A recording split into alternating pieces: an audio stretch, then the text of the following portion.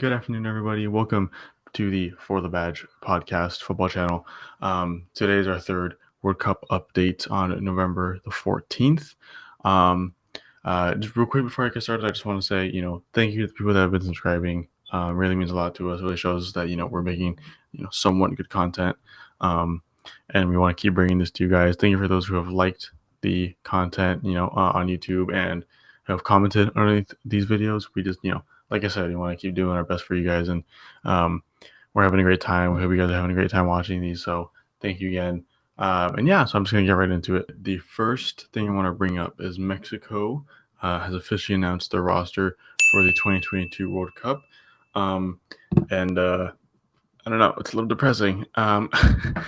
This is, I think, for a lot of Mexican fans, a lot like one of the least hopeful years we've had. I'm half Mexican, so I consider myself a Mexican fan as well. But some big characters being left out. Diego Lainez being probably the main one. Santi Gimenez being the second one. I think both need to be in the side. Diego Lainez, I think was their, I don't want to say golden boy, but one of their, still is one of their most promising talents here. But yeah, he's not included in the side. We've brought it up before, but Chicha and Carlos Vela are not in the side either.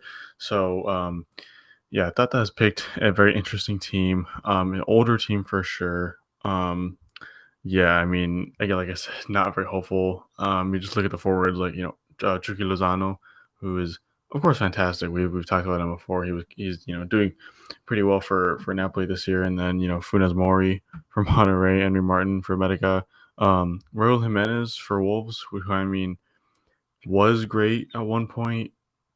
Since his injury, this of course is not his fault, but since the injury hasn't been able to do much, it seems, which is kind of sad because he was great.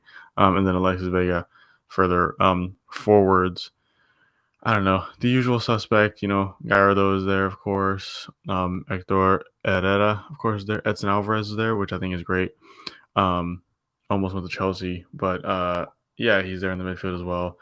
So I don't know. Memo in goal, of course.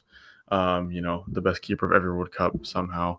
Um, but yeah, so he thought that's picked an interesting team.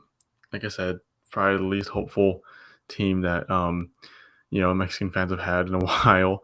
But that's all I'll say about it. If you want to hear more discussion, we should have a podcast episode up tomorrow.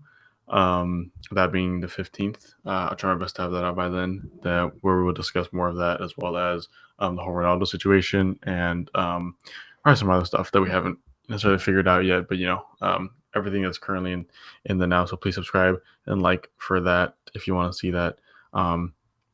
Second, and probably one of the last topics is so there's been videos recently of huge groups of cheering fans over in Qatar for their respective countries. Argentina, Brazil, England are three of the ones I've seen. Drums, chants, everything. But you look at the video, and it's clear as day these are not actually fans from these countries. It seems to me that, from what I can tell, what I've heard, I don't know the full story, I don't know all the details, and I will update as more we hear about it. But Qatar are paying these people to be supporters of these teams and these countries and stuff, and like with no shame. Like there's shirts they're wearing. Let's say for Brazil, for example, that says Brazil fan Qatar.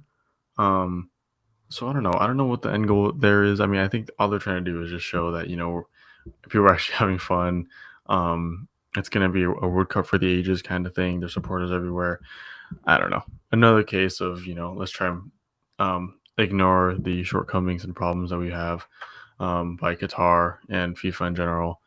Another update for the France squad. Presnel Kimpembe, I believe, is out for the World Cup. Center back, which sucks. Axel Disasi is in instead, and Marcus Thuram has also been added to the side. A pretty big blow for France, because Kimpembe is definitely one of their best defenders. I mean, thankfully they still have a fantastic defensive side. They still have Upamecano, Varane, Lucas Hernandez, Koundé, Konate, and Saliba. So they're not necessarily missing out on much with Kimpembe. He was probably like mid tier, mid level out of those defenders. So they're still gonna have a very solid side. But yeah, I think that's pretty much it for today's update, November 14th. So I'm just gonna call it there. Pretty short one today. So again, thank you to everyone who's subscribed, like these videos, want to see more. We appreciate it. If you haven't subscribed, please consider. We love the support. We like the support. We try and do our best to improve our quality and content for you guys. So yeah, thank you for watching this video if you've gotten this far. Have a great rest of your day. See you guys later.